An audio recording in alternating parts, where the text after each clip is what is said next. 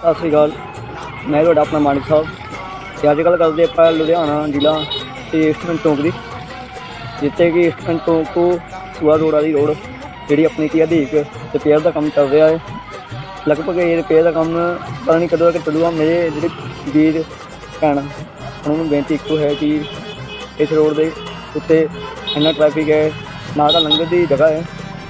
ਮੈਂ ਤੁਹਾਨੂੰ ਕੈਮਰਾ ਪਿੱਛੇ ਕਰਕੇ ਦਿਖਾ ਦਿਆਂ। ਇਹ ਦੇਖੋ ਰਿਪੇਅਰ ਦਾ ਕੰਮ ਚਾਲੂ ਹੋਇਆ ਹੈ। ਬਸ ਮੇਰੀ ਇੰਨੀ ਕੁ ਬੇਨਤੀ ਕਿ ਜਦ ਤੱਕ ਰਿਪੇਅਰ ਦਾ ਕੰਮ ਚੱਲਦਾ, ਮੇਰੇ ਭਰਾ ਜਿਹੜੇ ਪੱਕੇ ਜਿਵੇਂ ਦਾ ਕੰਮ ਕਰਦੇ ਉਹ ਇਸ ਰੋਡ ਨੂੰ ਛੱਡ ਕੇ ਅਗਲੀ ਰੋਡ 'ਤੇ ਆਉਣਾ ਸ਼ੁਰੂ ਕਰ ਦਿਓ, ਕਿਉਂਕਿ